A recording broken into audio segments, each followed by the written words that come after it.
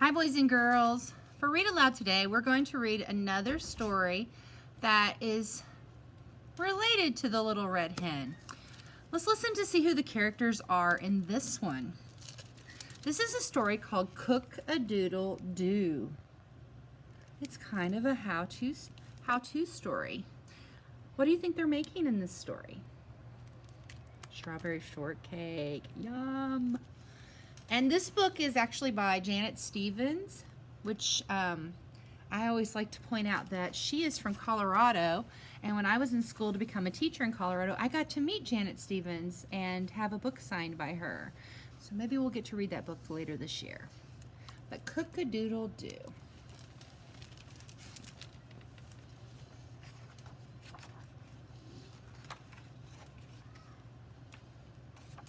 Peck, peck, peck. Always chicken feed, day after day, year after year. I'm sick of it, squawked Big Brown Rooster. Can we get something new to eat around here? Please? Nobody's listening. What's a hungry rooster to do? So the Big Brown Rooster instead of the Little Red Hen. There's no hope. Wait a minute. Rooster remembered a story his mama used to tell. A story handed down from chicken to chicken. The story of his famous great-grandmother, the Little Red Hen. Rooster rushed into the chicken coop. It has to be here, he said. He looked high and low, and there it was at last, hidden under a nest. Her cookbook, The Joy of Cooking Alone by L.R. Hen. L little R red hen. Rooster carefully turned the pages. So many recipes, and I thought she just baked bread. Look at the strawberry shortcake.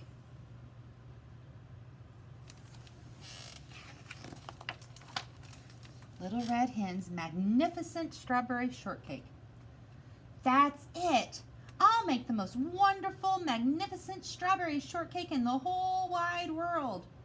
No more chicken feed for me. Yes, sirree, just like Great Granny. I'll be a cook. Cook-a-doodle-doo, crowed Rooster as he pranced toward the big farmhouse. So instead of cock-a-doodle-doo, it's cook-a-doodle-doo. Cook-a-doodle-doo, said Dog. Have you lost your marbles, Rooster? Asked Cat. You've never cooked anything before, said Goose. That doesn't matter, replied Rooster. Cooking is in my blood. It's a family tradition. Now who will help me? Not I, said Dog. Not I, said Cat. Not I, said Goose. And away they went.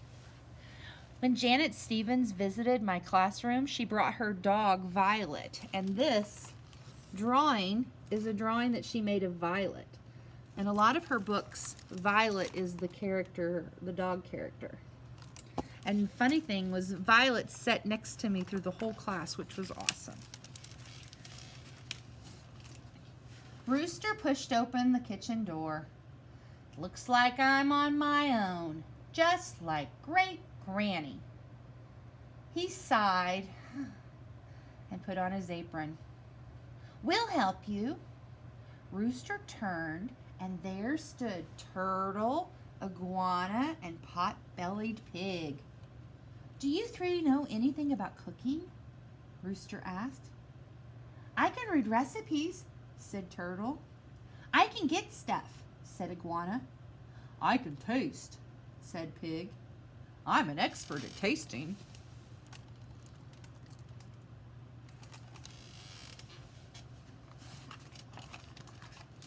Then we're a team, declared Rooster. Let's get ready and start cooking. Turtle read the cookbook. Heat oven to 450 degrees. I could do that, said Iguana. Look, I'll turn the knob. 150, 250, 350, 450. Hey, cooking is easy.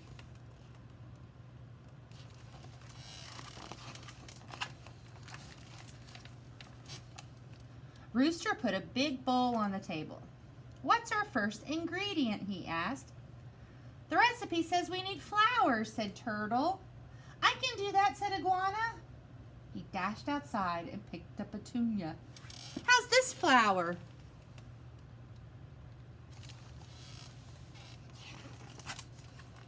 No, no, no, said Rooster. Not that kind of flour. We need flour for cooking. You know, the fluffy white stuff that's made from wheat. Can I taste the flour? Asked Pig. Not yet, Pig, said Turtle. The recipe says to sift it first. What does sift mean? Asked Iguana. Said Turtle. I think sift means to search through. You mean like when I sift through the garbage looking for lunch? Asked Pig. I can do that, said Iguana. And he dived into the flour, throwing it everywhere.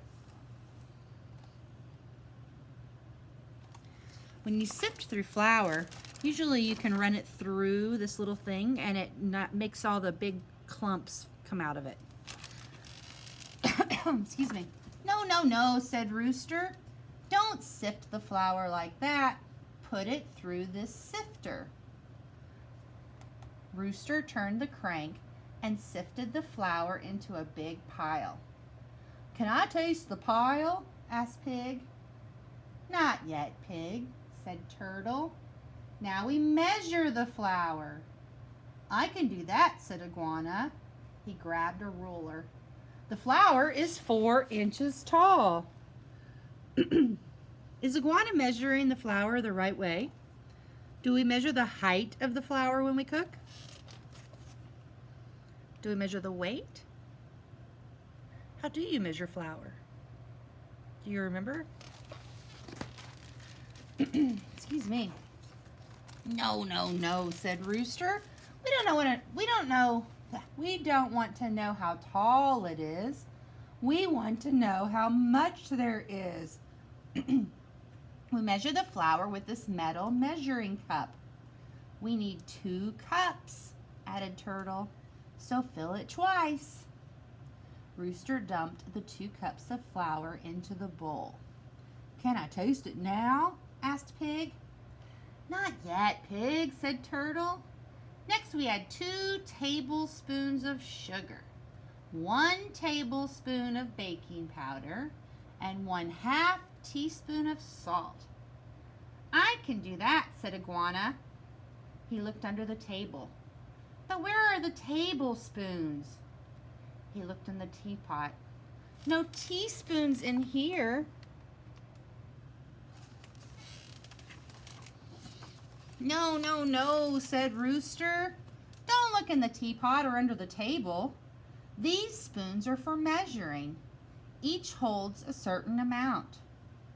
Rooster measured the sugar, baking powder, and salt, poured them into the big bowl, then sifted all the dry ingredients together.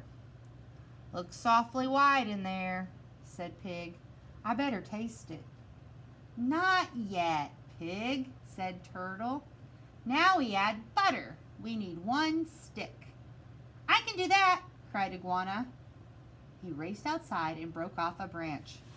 How's this stick? Poor Iguana. His schema is not very good for cooking, is it? No, no, no, said Rooster. Not that kind of stick. A stick of butter. Rooster unwrapped the butter and dropped it into the bowl. That butter is just sitting there like a log, said Pig. Maybe I need to taste it. Not yet, Pig, said Turtle. Next we cut in the butter. I can do that, said Iguana. Uh-oh, scissors don't cut butter very well. And no, they do not. No, no, no, said Rooster. Don't cut the butter with scissors. Use these 2 table knives like this. Rooster cut in the butter until the mixture was crumbly. So when the recipe says to cut in the butter, you put the butter inside of the bowl with the flour and other dry ingredients, and you use a knife to cut it into tiny little pieces and kind of gets mixed around in the flour and becomes very crumbly. Looks mighty dry in there, said Pig. Perhaps I should taste it. Not yet, Pig, said Turtle. Now the recipe says to beat 1 egg. I can do that, cried Iguana. Look, he's going to beat the egg with a baseball bat. Do you guys know what it means to beat an egg? It seems like if you were writing a recipe, then the person who's reading it would either, 1, need to have good schema for making things with a recipe, or 2, you as the writer would need to be very detailed. Poor Iguana does not have the right schema for making this recipe, and so he's making a lot of mistakes. I guess that's why we need to be very detailed in our how-to writing. No, no, no, said Rooster. Don't beat an egg with a baseball bat. We use an egg beater. Rooster carefully broke the egg into a dish, beat it with the egg beater, and poured it into the big bowl. Now you can take an egg into a bowl and you can just beat it with a fork too. What you're doing is you're making sure the yolk and the white get all mixed in together. That looks tasty, said Pig. Please let me taste it. Not yet, Pig, said Turtle. Now add milk. We need 2/3 of a cup. I can do that, said Iguana. Here, hold that glass measuring cup and I'll saw off 1/3. We'll use the other 2/3 to measure the milk. Wait, said Pig. Why don't we fill the measuring cup to the top and I'll drink down 1/3?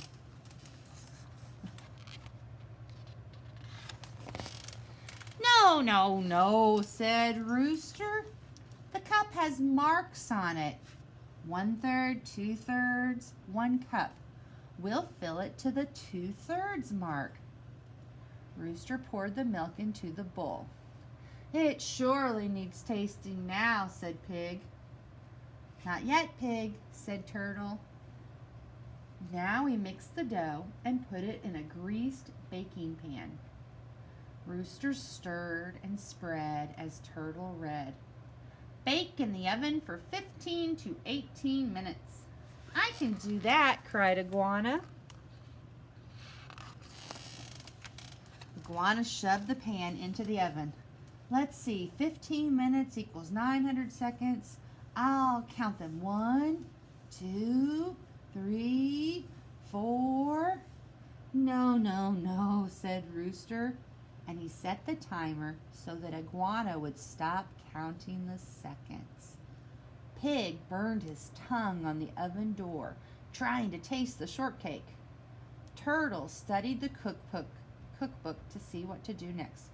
You may notice that there are a lot of words on the sides of the pages. I'm not reading those parts, but if you're interested in becoming a cook or cooking, these are really great because they help you know more and more about the ingredients and the tools and how to cook or bake. Let's cut up the strawberries and whip the cream, said Turtle. And they cut and whipped until ding! So when you go to the store and you buy a heavy whipping cream, it comes in a carton, kind of like regular milk, but it's a little different, and you can stir it really fast with a mixer or a beater and it turns it into whipped cream. Put a little sugar in it, yum.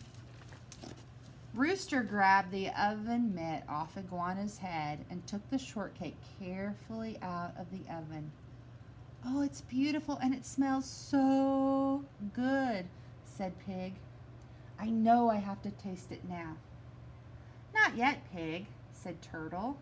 We need to let it cool. Soon the shortcake was ready to cut. Rooster sliced it in half. They stacked one layer of cake, one layer of whipped cream, one layer of strawberries, then again cake, cream, berries.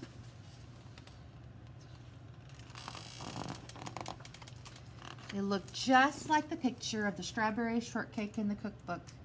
"This is the most wonderful, magnificent strawberry shortcake in the whole wide world," said Rooster. "If Great Granny could see me now. Let's take it to the table." "I can do that," cried Iguana.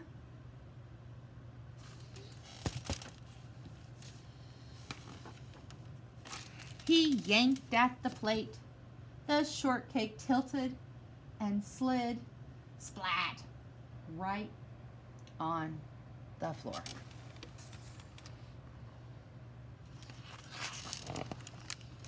Pig was ready. "Now it's my turn to taste it." In a split second, the strawberry shortcake was gone. Every last crumb had disappeared into the potbelly of the pig. "Our shortcake!" Iguana cried. "You ate it!" "I thought it was my turn," replied Pig. "I'm the taster, remember? And it tasted great." "But it was our masterpiece," moaned Turtle. "And a tasty one too," said Pig. "Now we can make something else." "Yeah," Iguana glared. "How about a plump, juicy roast pig?" Pig gasped. "Roast pig? How about iguana pot pie or turtle soup?" I think that's funny. "No, no, no," cried Rooster. "Listen to me. We made this shortcake as a team, and teams work together."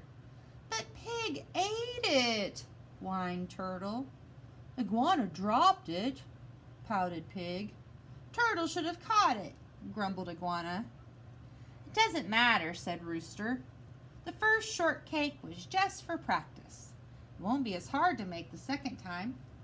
"Well," added Turtle, "we don't have to worry about messing up the kitchen. It's already a mess."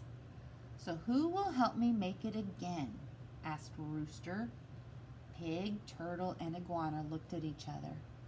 "I will," said Pig. "I will," said Turtle. "I will," said Iguana. "Cook-a-doodle-doo," crowed Rooster. "Let's get cooking again." Together they made the second most wonderful, magnificent strawberry shortcake in the whole wide world. And it was a lot easier than the first time. Yum. Do you like strawberry shortcake? In the back it tells you how to make it. There's a recipe. I'll take a picture of this and add it to this lesson. But I hope you'll stick around. I'm going to show you a how-to for making a very easy strawberry shortcake at home.